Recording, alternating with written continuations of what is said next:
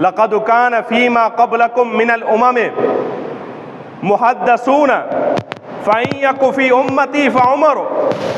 फरमाइनि था त असां खां पहिरियों वारियूं जेके उम्मतूं हुयूं उन्हनि उम्मतुनि जे अंदरि मुहद्दस हूंदा हुया। मुहद्दस यानी कि मुल्हम, जिन माण्हुनि जे मथां इल्हाम थींदो हुयो। इल्हाम अल्लाह जे तरफ़ खां। हिकिड़ी हूंदी आहे वही, वही माना जेको फ़रिश्तो खणी अचे, उहो हूंदो आहे नबी। उन नबीअ जो मक़ाम सभ खां आला। ॿियो हूंदो आहे अल्लाह जो वली, जंहिंजे दिलि में रब जे तरफ़ खां इल्हाम थींदो आहे, हक़ जी ॻाल्हि, सच जी ॻाल्हि दिलि में पइजी वेंदी आहे। फरमाइनि था असां खां पहिरें उम्मतुनि जे अंदरि बि अहिड़ा माण्हू गुज़रिया जिन जे मथां इल्हाम थींदो हुयो। फरमाइनि था फ़इन यकु फ़ी उम्मती फ़उमर, जेकॾहिं मुंहिंजी उम्मत जे अंदरि कोई शख़्स आहे जंहिंजे दिलि में इल्हाम थींदो आहे त उहो अमीरुल मोमिनीन सैयदना उमर बिन ख़त्ताब रज़ी अल्लाह तआला। इन्नल्लाह वदअल हक़ अला लिसान उमर व क़ल्बिही।